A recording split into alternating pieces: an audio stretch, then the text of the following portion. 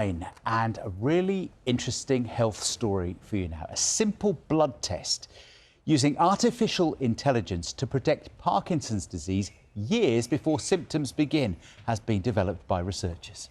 Well, to find out more about it, we're joined now by Dr. Fletcher, research lead at the charity Parkinson's UK, and of course Rory Cellan-Jones, one of the hosts of the Movers and Shakers podcast, which is all about living with the disease. Morning to both of you. Fletcher, first of all, just tell us what you have discovered and what might be coming down the line.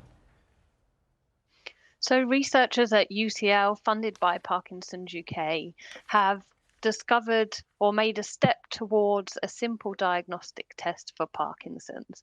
So what they did was they looked at blood samples from people with and without Parkinson's, and they were able to use this panel test to show and successfully identify those that had a diagnosis of the condition.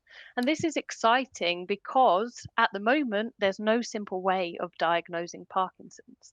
And as you said, it was particularly exciting as well because they were able to identify in a group that were at high risk of going on to develop Parkinson's. But they were able to take that group and predict who might go on to receive a diagnosis of the condition.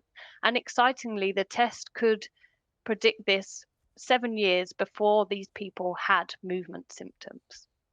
So, Catherine, does that mean you could start treatment earlier and then maybe delay the symptoms?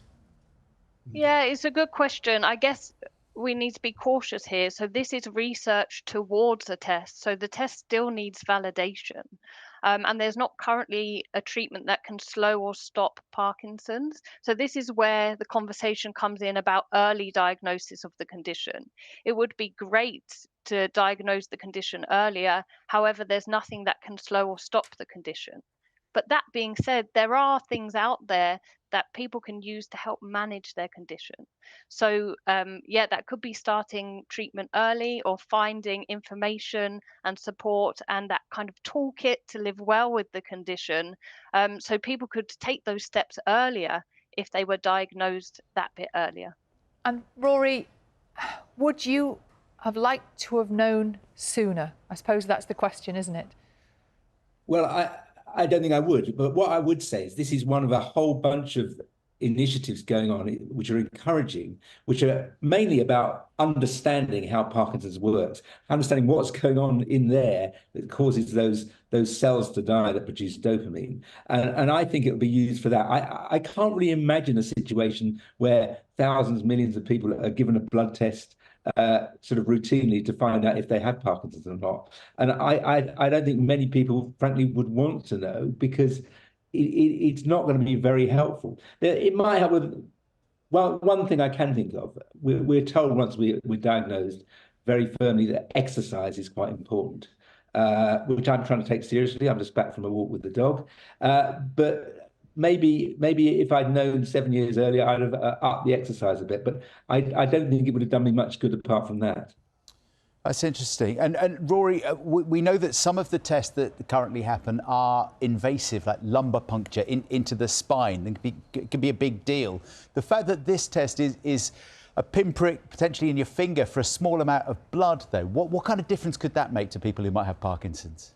Yeah, I think the lumbar puncture is done for very particular cases in terms of some research. Most of us have not had that.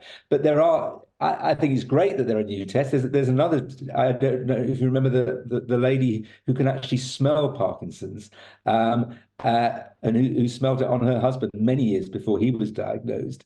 And that is being turned into a separate test whereby you'll have just a simple swab on the back of your neck, and that will be examined by a mass spectrometer and could give some indication. So ways of making diagnosis clearer are great. I'm really enthusiastic about that because there is an awful lot of lack of clarity quite often for quite a few people about what exactly you've got. Is it Parkinson's? Is it something else? And anything that can make that process speedier is great. But also, I think the main point of this is what I said about research and about understanding what exactly is happening in the brain that causes it, because that could lead to treatments. And Dr. Fletcher, that is actually going to be my next question. what impact might these discoveries have on any potential treatment in the future? Yeah, Rory, thank you. I think this is the main excitement, I think, for us at this point is the effect it could have on research. So this, if you could identify people with Parkinson's earlier, so at the minute, people are being diagnosed with the condition once they start experiencing movement symptoms. And we know that a lot of the brain cells have already died in Parkinson's. So at the moment, we're trialing and testing new treatments in a group of people that have already lost a significant amount of their cells in their brain, in a specific region of the brain. So if you can identify a group of people earlier, these people could be offered a chance to go on clinical trials to find ways to slow or stop the progression of Parkinson's before so many brain cells are lost and before those symptoms have presented themselves. And this, I think, could be really exciting for research, and it could allow, us to spot treatments that maybe have fallen through the net before, because you've got that ideal sample of people to study. So I think this is what's really exciting, that importance of research and the search for better treatments and something that can slow and stop the progression of Parkinson's. And this could be a really important tool, among others that Rory has mentioned there, to do that.